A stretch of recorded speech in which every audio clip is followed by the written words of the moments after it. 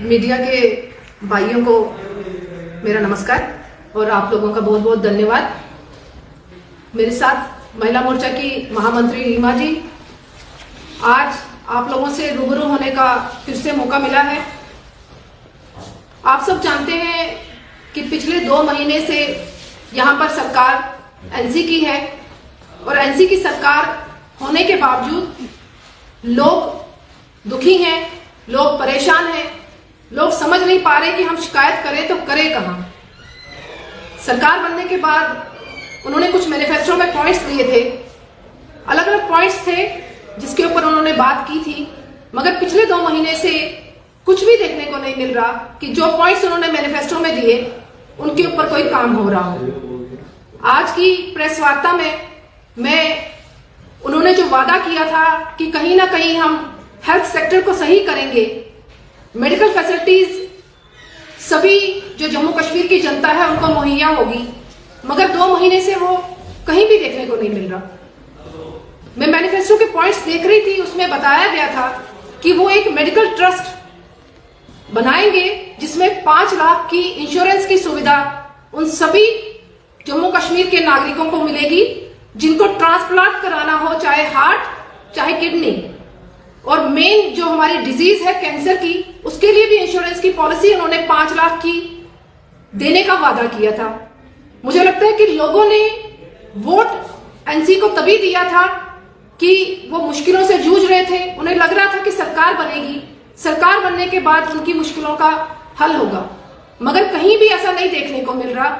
मुख्यमंत्री जी से निवेदन करूंगी कि आपके मंत्री लगातार अलग अलग डिपार्टमेंट्स में जा रहे हैं, डिपार्टमेंट में सर्वे कर रहे हैं। मुझे लगता है कि एक नायक फिल्म की तरह वो एक मुख्यमंत्री बनकर हर डिपार्टमेंट में जा रहे हैं, मगर क्या वो जाना उनका सही साबित हो रहा है?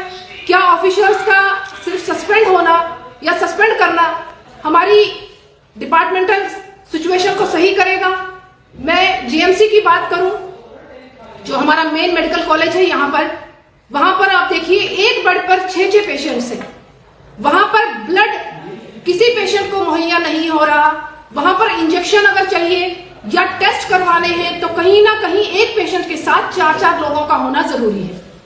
एक पेशेंट कहीं भी वहां पर सरवाइव नहीं कर सकता और ये गारंटी भी नहीं है कि वहां पर जो जाएगा वह सही सलामत वापस आएगा भी कि नहीं आएगा। आज जम्मू कश्मीर की जनता जो है वो चिंता व्यक्त कर रही है कि हम सरकारी हॉस्पिटल में ना जाकर आज प्राइवेट हॉस्पिटल में जाने की नौबत आ गई है। आखिर क्यों? अगर सरकार बनी है, जनता ने चुना है, तो सबसे पहला काम जो सरकार का चाहिए था, असेंबली जब इन्होंने लगाई थी कश्मीर में, तो मुझे लगता है कि सबसे पहला जो सेक्टर था वो हमारा हेल्थ सेक्टर था। हेल्थ, बिजली और पानी, ये 3 ऐसी चीजें हैं जो जनता को मिलनी चाहिए, और जम्मू कश्मीर की जनता ने वोट भी एनसी को तभी दिया कि हमारी जो स्वास्थ्य है कहीं ना कहीं सही रहे।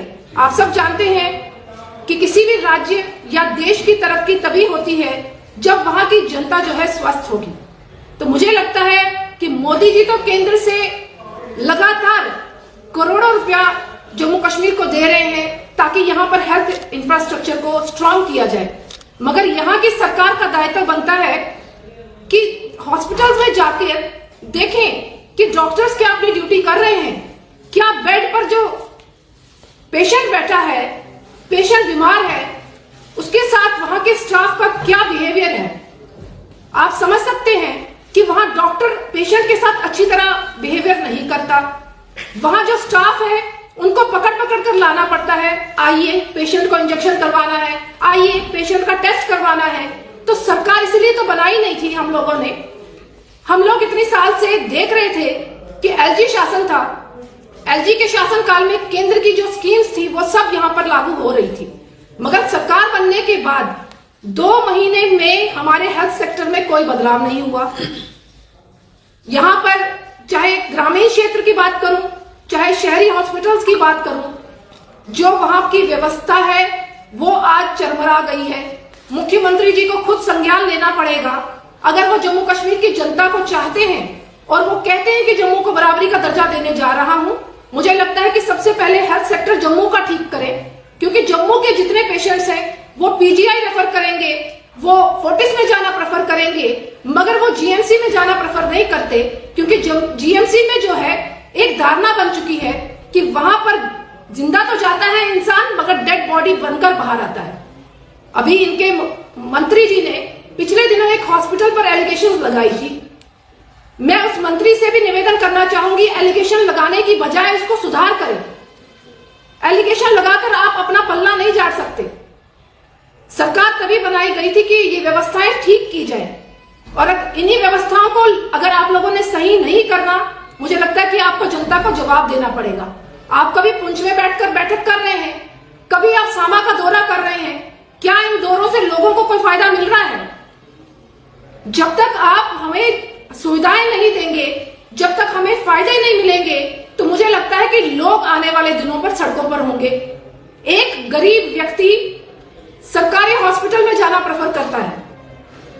मैंने ये खुद फेस किया है। हमारे पार्टी के कितने कार्यकर्ता हैं, जब हॉस्पिटल में जाते हैं एडमिट होने के बाद, मुझे लगता है जब तक वो फोन ना करवाएं किसी आला अधिकारी से, किसी मंत्री से, तब तक उनको बेड भी अलॉट नहीं होता हॉस्पिटल में। इतने ब्लड कैंप्स हम लोग लगाते हैं, तो ब्लड कैंप लगाने के बावजूद भी अगर हमें ब्लड मुहैया नहीं होता हॉस्पिटल में, हमें एक दूसरे से पूछना पड़ता है कि हमें ब्लड कहां से मिलेगा, तो हमें हॉस्पिटल का फायदा क्या? मैं यही निवेदन करना चाहती हूं मुख्यमंत्री जी, एक बार जम्मू की जनता की आवाज सुनिए। आप सरकार बना बैठे हैं, आप दिल्ली के भी दौरे कर रहे हैं, दिल्ली में अलग अलग मंत्रियों से मिल रहे हैं, मगर हमारा मकसद आपको दिल्ली पहुंचाना नहीं था। हमारा मकसद आपको जम्मू कश्मीर की समस्याओं का समाधान करवाना था। और मुझे लगता है कि ये आवाज आप तक जरूर आई होगी, और जम्मू कश्मीर की जनता जो चाहती है आपसे, हेल्थ सेक्टर को ठीक करवाइए, यहाँ के डॉक्टर्स को जवाबदेही करवाइए, यहाँ के स्टाफ जो है हॉस्पिटल्स में जो मिसबिहेव करते हैं पेशेंट्स के साथ, उनसे जवाब तलब करवाइए, और एक अकाउंटेबिलिटी सेट करवाइए कि आपका मंत्री कौन सा हॉस्पिटल्स को देखेगा, ताकि ट्रांसपेरेंसी रहे और लोग समझ सकें कि ये मंत्री हमारे हेल्थ सेक्टर को देख रहा है, उसके लिए काम करें। बहुत बहुत धन्यवाद।